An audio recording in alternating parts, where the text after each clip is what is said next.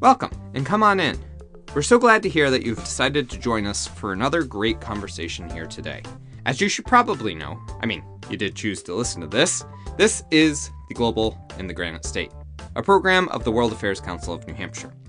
For our longtime listeners, I know you know this, but for those who don't, I am Tim Horgan, and I am the Executive Director at the Council, as well as your host for this 5-year journey of a global conversation.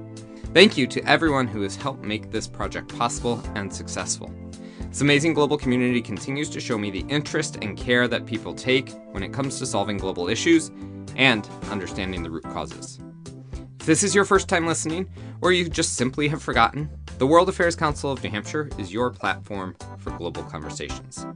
As a nonprofit, nonpartisan organization, we rely on community support to ensure these programs remain possible, and I want to thank all of our members, donors, sponsors, and other supporters for the role you play in all of this.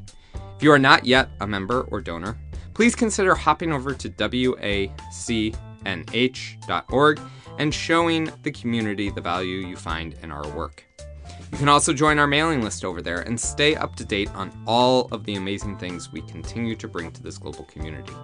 Trust me, you will be impressed. A special thank you to McLean Middleton, our amazing sponsor who provides critical funding to push our work forward. As a longtime sponsor, McLean Middleton has continually centered themselves as a community leader, and we cannot thank them enough for all they do for us.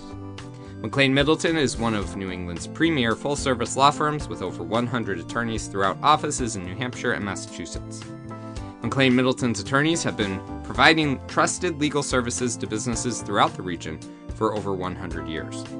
Learn more at mclean.com. Personally, I am really excited for this episode. This is our first time with a foreign military leader, although we have interviewed several foreign government officials over the years. So, join me as we dive into our conversation with Major General St-Louis, Defense Attaché to the United States from the Canadian Armed Forces.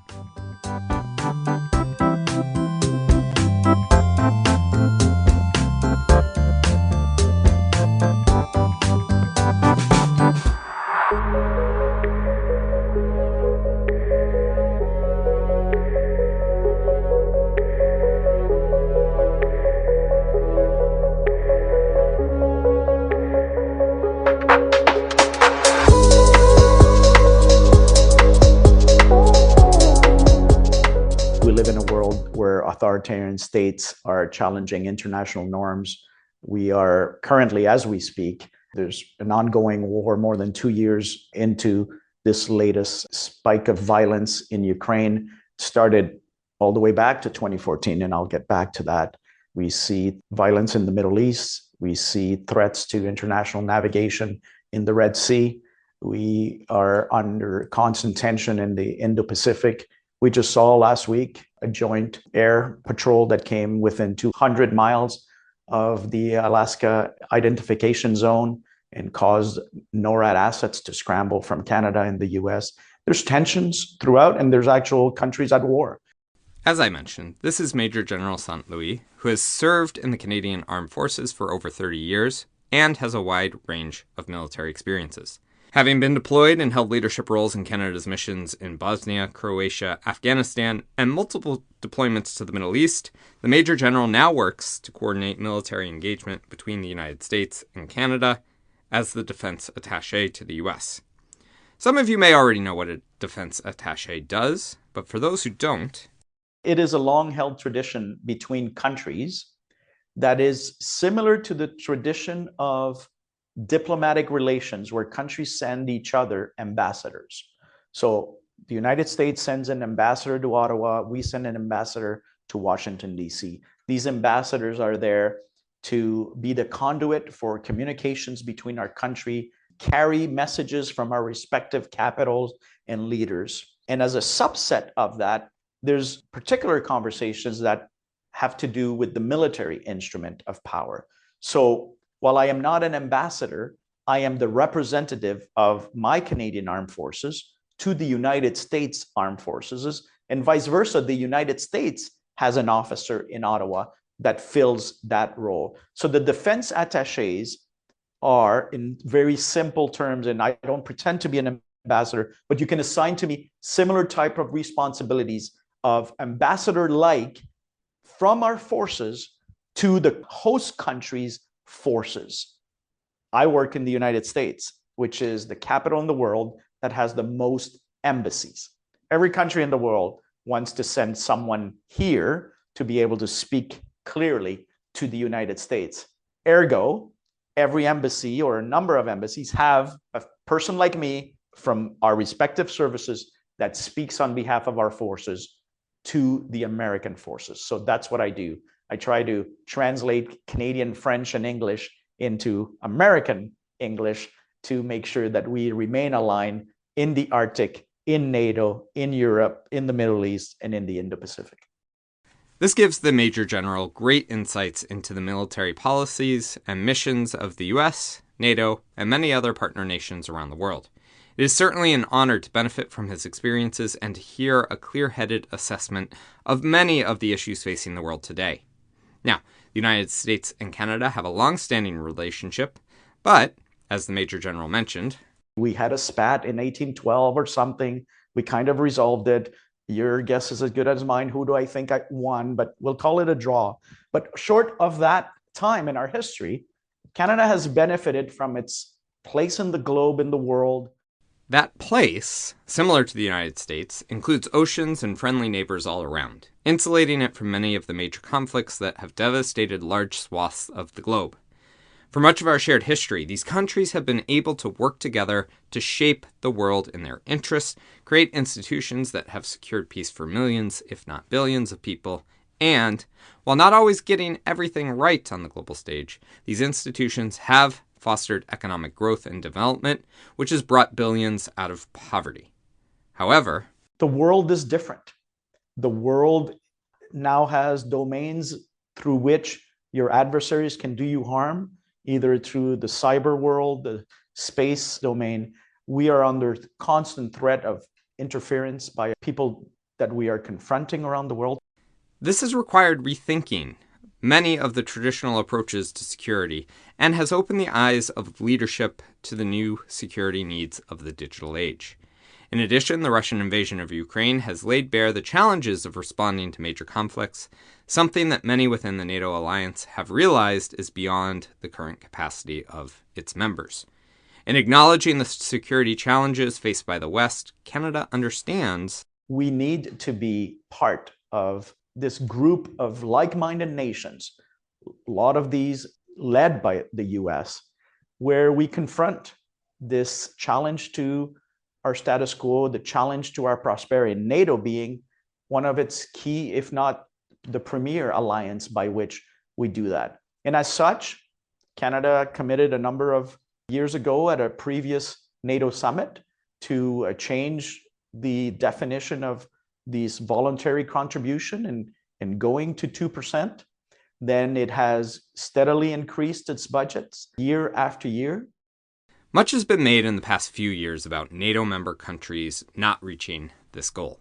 However, as we learned in last month's episode, there are now 23 of the 32 members who spend at least 2%.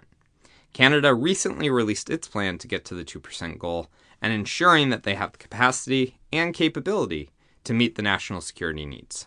But as a member of the forces, I've seen how our country has decided to invest in defense procurement, equipping our forces. And it is encouraging to see the current path that we are on, where there is a defense policy update, the title of it being Our North Strong and Free, that just came out. That follows an Indo-Pacific strategy for the whole government of Canada that clearly labeled some of the threats and opportunities we commonly face in the Indo-Pacific. You dovetail those two policy statements with the announcement of meeting 2% by 2032, the concrete choices that the government has made, such as purchasing F-35s, purchasing P-8s, which is a maritime aircraft, purchasing MQ-9 Bravos, which is an unmanned aerial platform, sometimes called the Predators. We have bought new tankers that are coming into our fleet, new transport planes. And we are committed now to replace our fleet of submarines, getting 12 submarines in the future from our current fleet of 5. That is huge. And maybe 5 years ago, you and I would have talked and you would have said, are you ever going to replace your submarines? And I would not have known what to answer, first because I'm an infantry officer, have seldom spent any time undersea, but it's clear indication getting a 12 submarine fleet in the future is a significant choice that we are making. Investing in our capabilities in the Arctic to protect it and be a credible partner that protects North America and the continent is a credible step. The choices we are making every day to modernize NORAD and make Fortress North America stronger. You add all of these things, they will yield a threefold increase to our defense budget since 2014, 2015. They will yield billions of dollars of new investment, new capabilities, and meeting that 2% mark. So if you kind of hear some of my enthusiasm in my voice, it's a better place to be than a place where you are going the opposite way. We are seeing the threats very similar to all our partners and allies, and we are thinking about security and defense in a different way than in previous times in my career as a younger officer. Okay, before we dive too deeply into the modern day challenges and how the US and Canada can work together to meet them, let's dive a little bit into the history of these countries' military relationships. While the relationship goes back further than this, I'm going to start us off in the post-World War II space, as this is when the United States really took over as a world leader, along with Canada. It also reflects a point in time when Canada had become fully independent from Great Britain. Okay, maybe a little earlier in 1931, but in this post-war space, Canada could finally and fully chart its own path. So as we came out of the Second World War and wind up in the Cold War, late 50s, early 60s, there was this clear and present danger of nuclear war with Russia.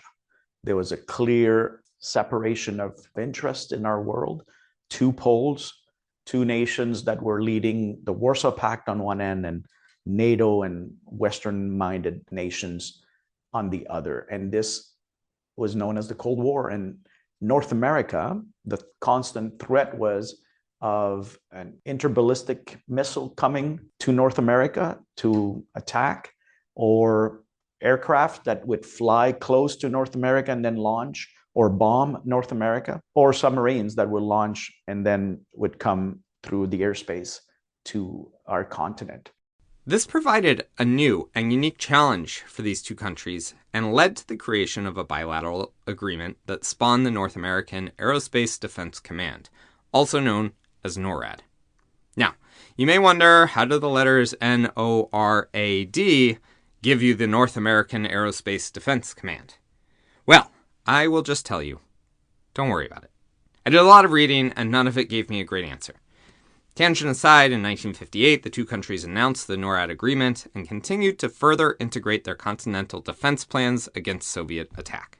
Our two capitals, our two militaries, decided that one of the best ways to defend against that was to be able to sense, surveil, and warn of any incoming attack. It put them in a position to collaborate heavily, to build radar stations, radar lines along Alaska and the Canadian Arctic, to put assets on standby within our air bases, United States air bases, and just be able to be on watch to be able to defend and prevent an attack onto our continent.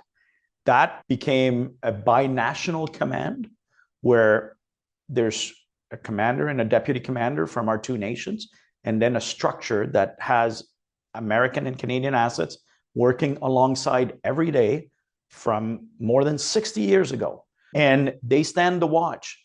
They stand together to ensure that we do not get surprised by an attack.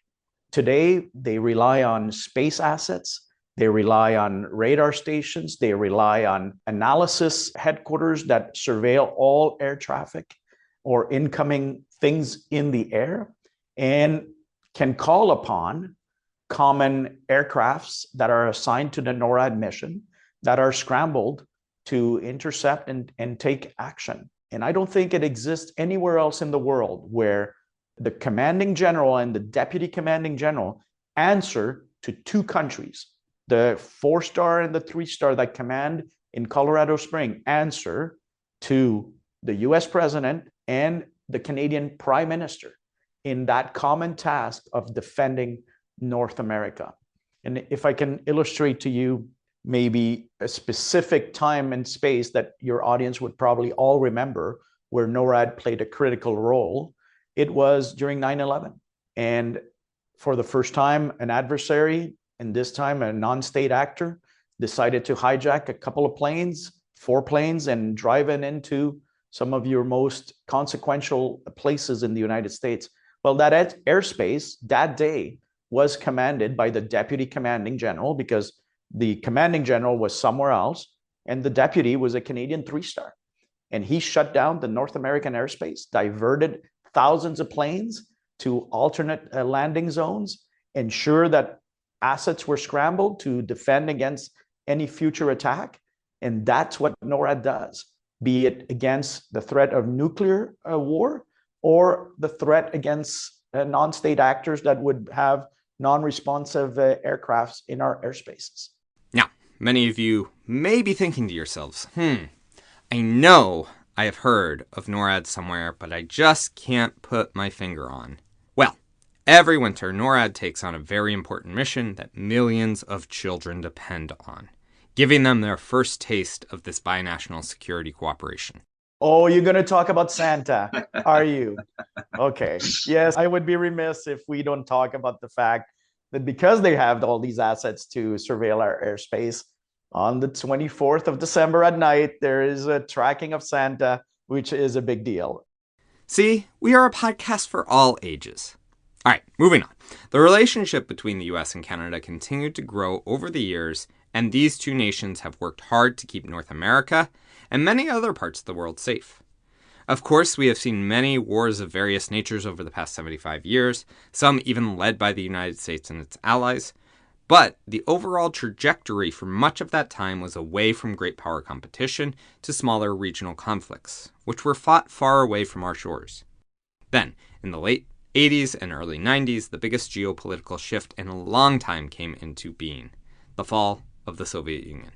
This left the United States and its allies as the remaining leaders of the world and brought about calls for the end of war, the era of democracy, and the proverbial peace dividend, whereby countries were going to be able to spend less on defense and more on direct services to their own people. This is an opportunity that almost all countries took, and things were relatively quiet for a number of years. Then we had the 9/11 attacks and the NATO response with the invasion of Afghanistan. All NATO countries at the time responded to that call, and Canada sent over 40,000 troops across 12 years in support of that mission. It was during this time that NATO began to see the writing on the wall in regards to Russia and China growing their ambitions and military capacity.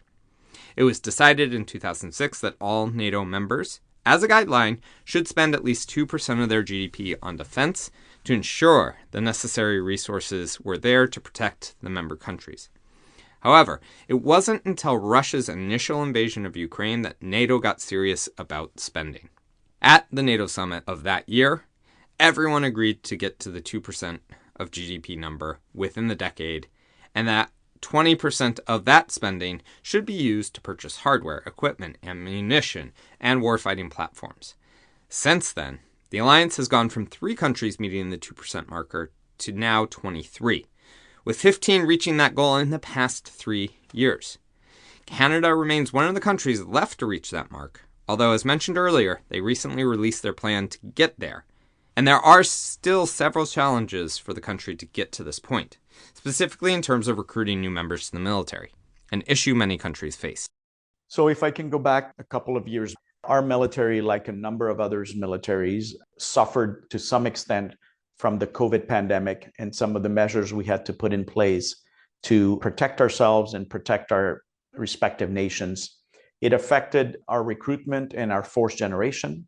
And coming out of it, it has been a challenge to maintain the recruiting numbers that we need to come into the forces to match our attrition, our retirement rates, and so on. This is not specific to Canada. When I talk to my US counterparts, here I served as the Canadian Defense Attaché from the Canadian Forces to the United States. and speaking to Pentagon officials, your respective service commanders, most services have struggled with recruitment in the last couple of years, something that was not the case 4 or 5 years ago. Maybe the Space Force would be the exception to that, where people really are fired up about the possibility to be a guardian. But every service in the US is struggling. It's the same in Europe. It's the same in like-minded nations, where it is a challenge, where our economies are doing relatively well. There's opportunities to make a living or serve differently. And service in the military might not be something that is as attractive today as it was when I joined. So that struggle has correlated to some hollowness within our force. Some of the structure is missing sailors, aviators, soldiers, and there has been a recognition of that in the Canadian forces, that we need to work at this holistically, that we need to put a focus and effort on this. We need to attract. We need to facilitate the recruitment process. We need to streamline the production of new recruit to an aviator, a sailor, a soldier, a trained member of our forces. That we need to make it easier for people to join us. There's a realization that we need to generate this, to generate the readiness that is required to face our current threats.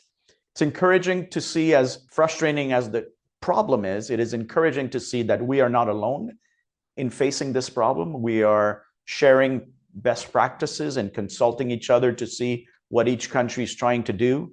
It is not just about money. It is not just about raising the salaries or the bonuses.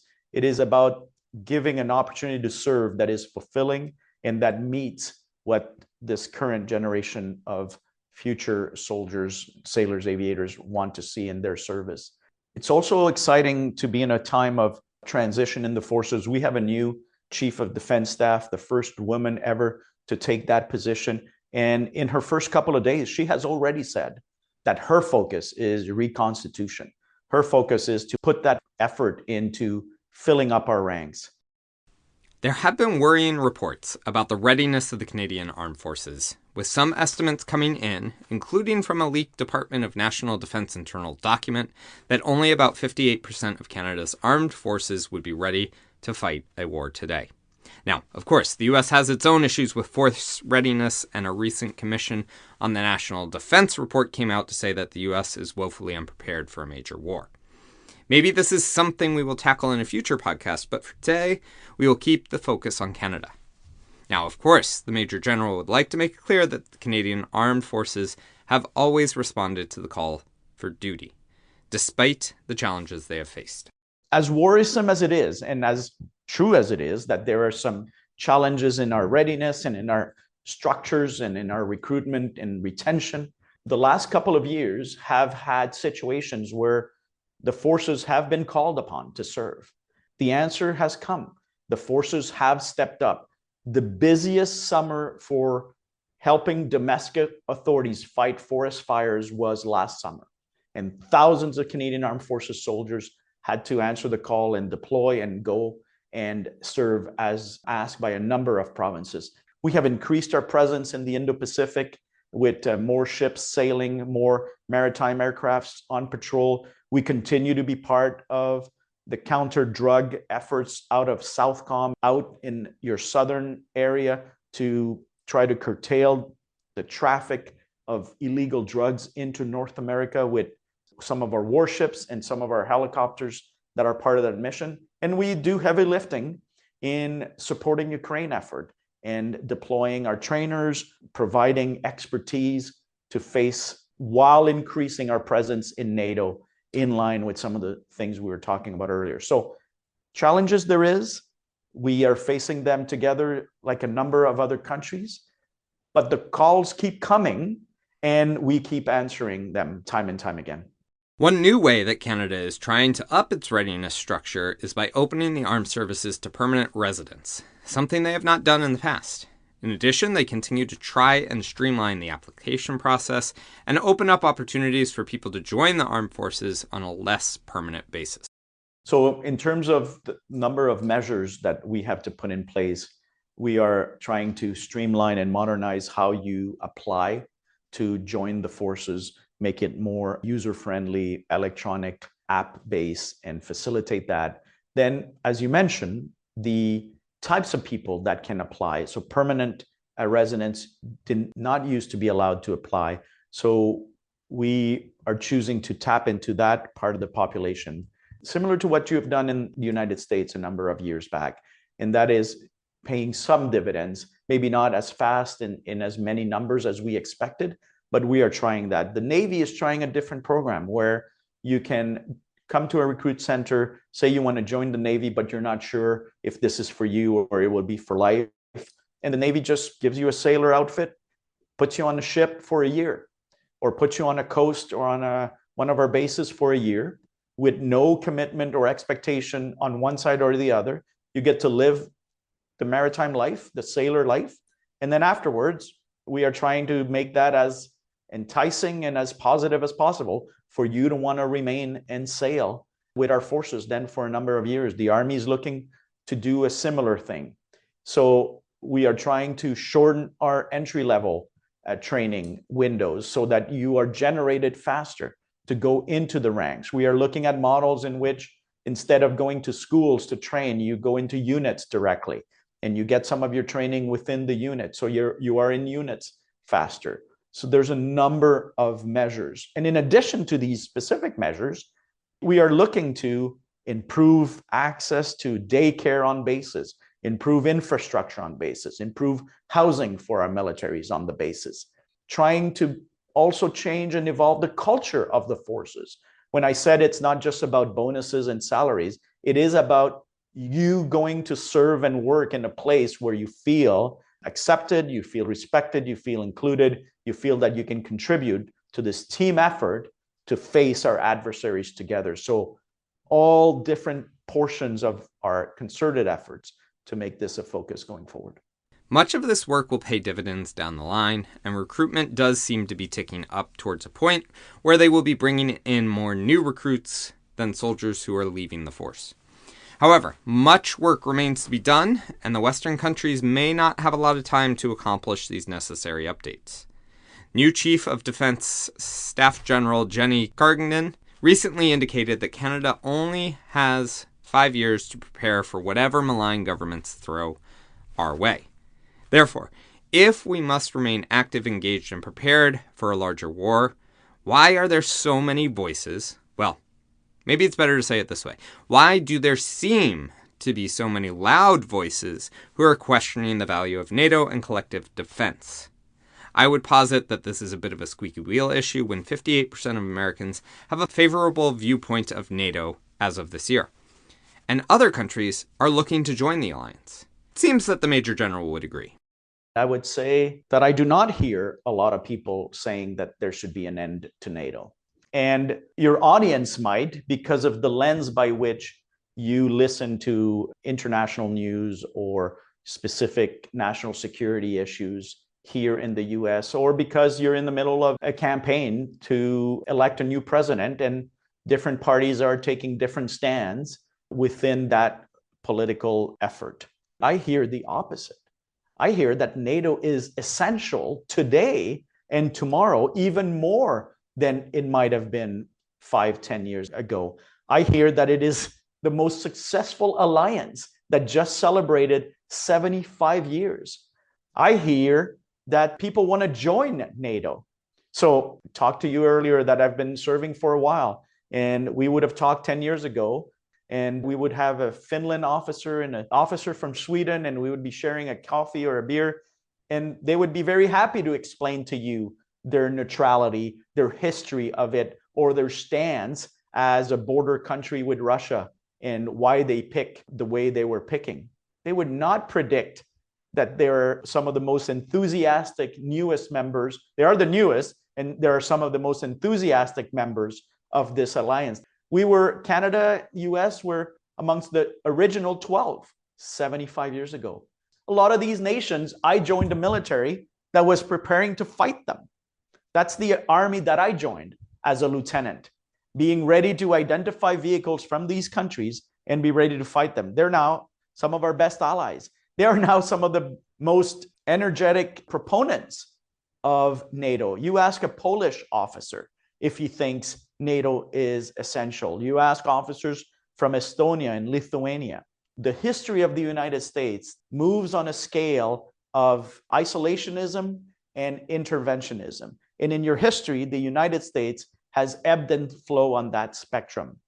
I would suggest to you that the world is better, Canada is better, both our countries are better when the United States plays an active role in the leadership of the NATO alliance and in the maintenance of the international order.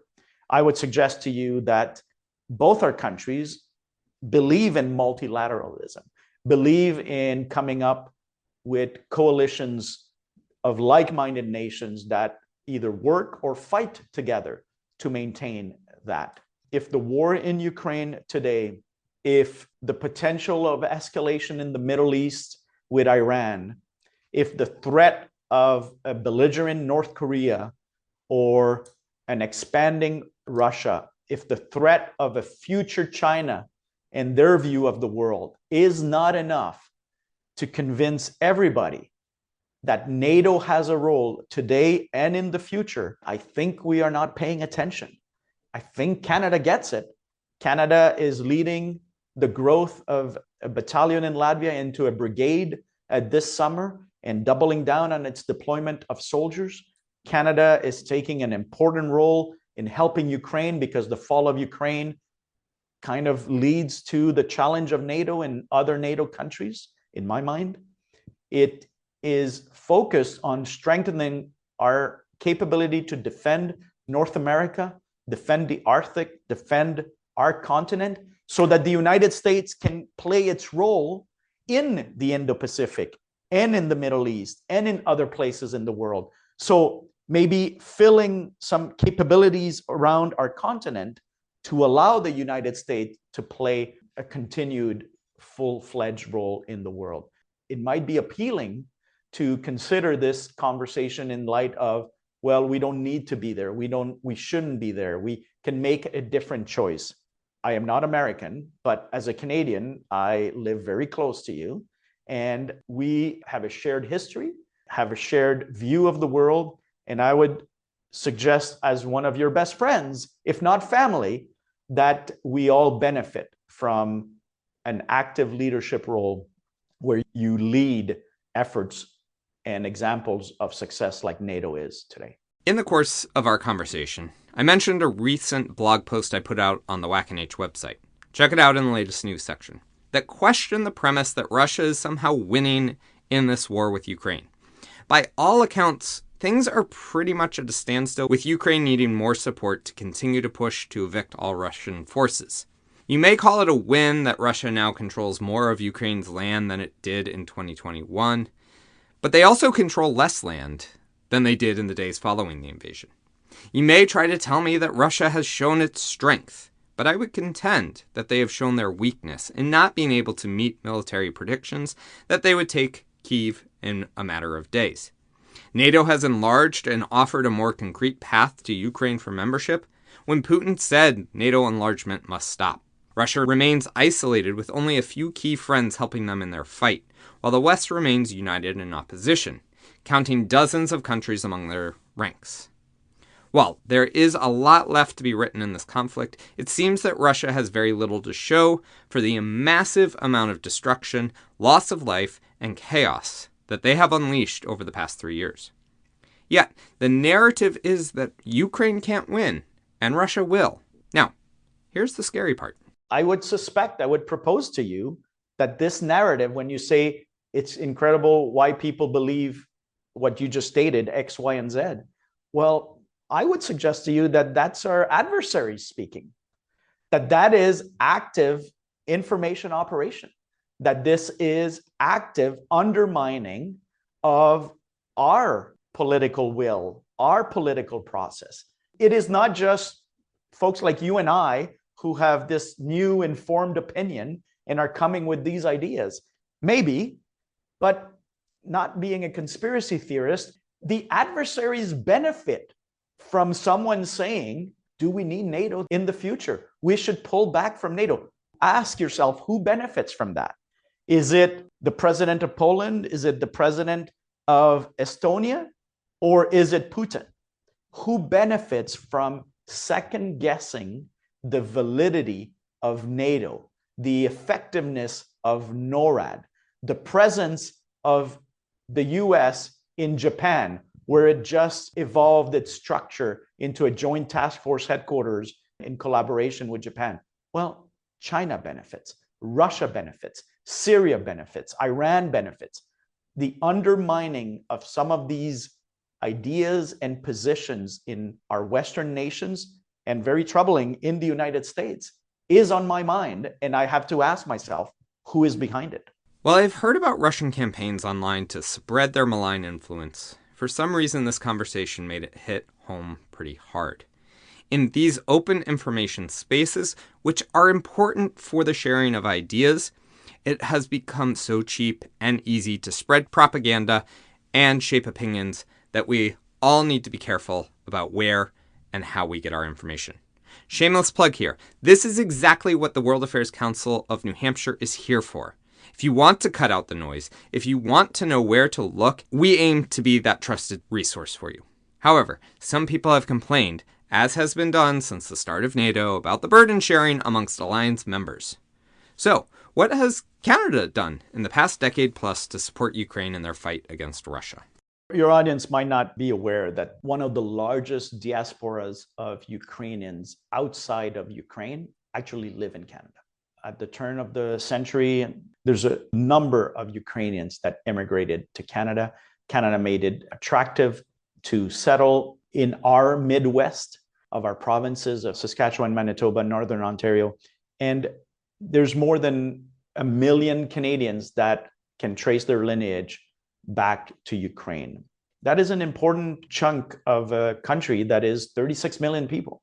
It's important to note that since 2014, Canada has been alongside the United States and other countries helping Ukraine initially face that loss of territory, that attack in 2014, and being able to defend itself going forward.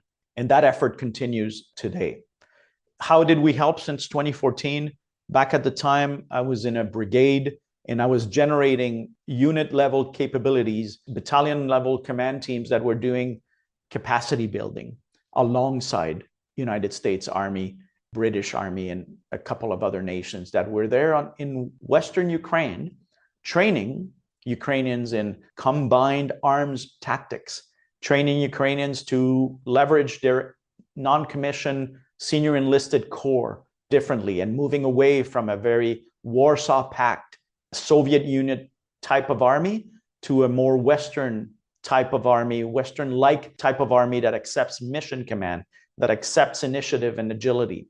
We were there to train them in some of their systems that were donated by other nations, small arms systems, command and control. We were there to help them with medical training, combat arms engineering training.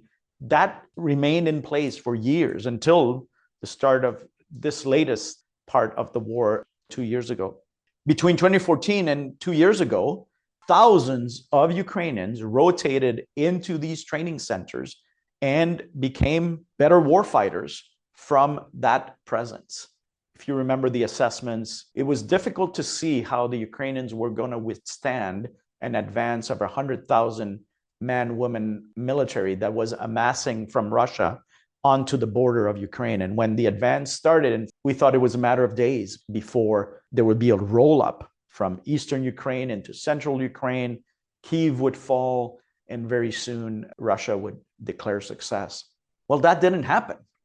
Without proposing that it has all to do with Canada, I would propose to you that some of the training provided by the United States, the British forces, and the Canadian Armed Forces effort in what we called Operation Unifier paid dividends. And it paid dividends in some of the vignettes of the way that the Ukrainians moved about the battle space and stopped the advancing column of tanks, armor, and trucks that was coming towards Kyiv. Thousands and thousands of vehicles and soldiers coming towards the capital. And they were stopped by what? They were stopped in part by sniper teams. They were stopped in part by independent tank hunting teams. These are small groups of 2 or 4 teams that would move about the battle space on foot and ambush the advancing columns. These are tactics that come from the training that happened in 2014. And you would hear these anecdotes of Ukrainian troops doing exactly what they were taught, using initiative, using mission command, enabling a decentralized command and control in the battle space where they were able to move in a way that stopped the advance and then repelled some of it. You hear anecdotes about Ukrainian soldiers time and time again at the start of this conflict saying that they were trained in Lviv. They were trained at the Combined Arms Training Center where we had our assets for years. And that was a validation that some of the way that we were approaching warfighting paid dividend. Then after the initial time, after the start, when it became clear that Ukraine needed more help than the training we have been doing for 6-7 years, Canada has been at the forefront of continuing that training, now doing it in other European countries. We are continuing to prepare some of their leaders and non-commissioned officers to be these leaders in the battle space that they need to continue to defend their country. We have donated equipment. We have donated ammunitions. We are part of the new teams that are looking at providing help with unmanned aerial vehicles, fighter planes, continuing to help with millions and millions of dollars. My government has committed billions of dollars in terms of financial aid, military hardware, and the training and support effort. If I can illustrate it with a specific effort at this time, is the last 2 years have also evolved what countries were willing to provide in terms of help to Ukraine. And some of the hardware initially that countries didn't feel comfortable providing because they thought we were going to cross a red line with Russia and we shouldn't give it, those have moved time and time again. One of those was we should not give tanks to Ukraine. We gave armored vehicles first and then armored fighting vehicles, and then the conversation became about tanks. And when this US-led effort to equip Ukraine and help it to withstand the attack from Russia under amazing leadership from the US chairman and the president and the minister of defense, or your secretary of defense, well, it was decided that, yeah, tanks would be provided. Leopard 2s would be a great asset because there's commonality of those fleets in Europe. They could be trained in other European armies, etc. Well, our chief came back from that conference where the decision was made, committed to providing some of our own Leopard 2s, A4s, and within a matter of weeks, we had Leopard 2 tanks that were put on C-17s, flown to Poland, in a base in Poland, with Canadian trainers going about training Ukrainians to be ready to receive. We were actually the first country that put them there to do that training. Keep in mind, we had to fly our tanks. We couldn't drive them, we couldn't put them on a train, and we landed them in a European country to provide that support. Some of the cynics would say, yeah, General, you're talking about 4 tanks or 8 tanks. How big a difference does it make? Well, all right, fair enough. It's not 1 million or 1,000 or 100. But for our military, it was close to 10% of our fleet of tanks that were provided to Ukraine. In terms of scale, the population of Canada and the size of the Canadian Armed Forces is about 1/10 the size of the US. Since just 2022, Canada has committed over $12.6 billion in financial assistance to the Ukraine government. They have also committed over $350 million in humanitarian assistance, $442 million in development assistance, and over $210 million in direct security assistance. With over $7.128 billion in total aid, according to the Kiel Institute, Canada has provided the 5th highest amount of aid since 2022. Overall, a fairly good showing. I wanted to wrap up today's conversation with the Major General's insights into what we can expect moving forward with the war and Russia's intentions beyond Ukraine. While noting that he does not have a crystal ball, he was willing to make some key insights into this question. I think it is General Mattis who said at one point, or I read somewhere, you get the behavior you reward. So if Russia invades Georgia and does not get punished severely, takes part of Ukraine, does not get punished severely, now takes part of Ukraine again, does not get punished severely. A number of years back, attacks Estonia in the cyber domain, does not get punished severely. And you could say they're getting punished. There's economic sanctions, their entries into the energy market in Europe has changed, their access to technology and goods has changed. Okay, maybe, but it has increased through other vectors, right? Their exchanges with China, with Iran have increased. A number of the stands are now entry points for their economy. They're selling their oil to other countries. So I would question the premise of how much they have been punished. While they might not be winning, Russia is a country through history that can take a lot of punishment.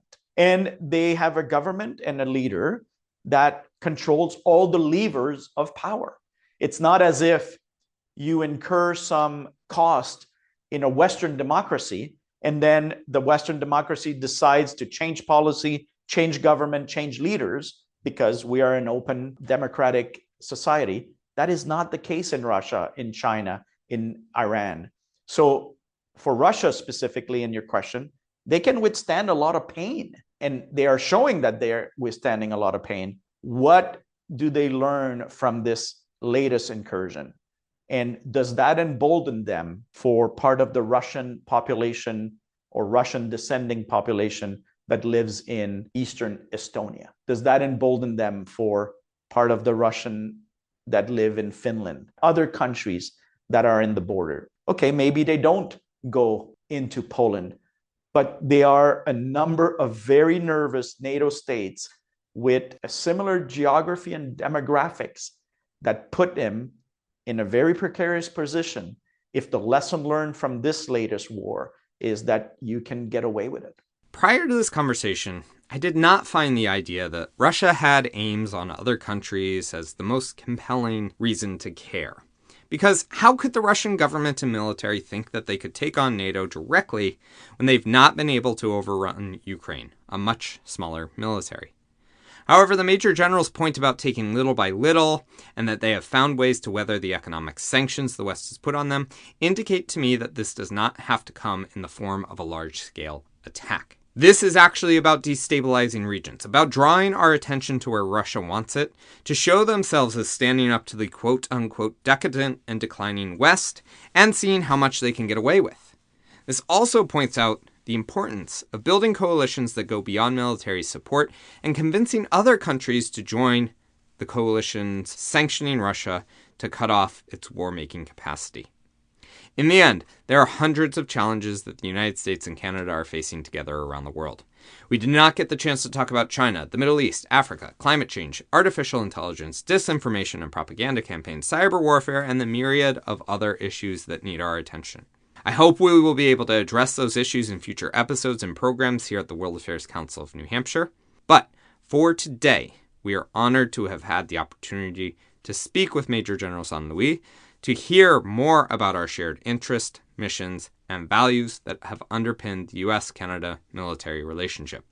It is wonderful to know that these two countries have an integrated look at our shared security and that they will continue to work together to safeguard us to the best of their ability.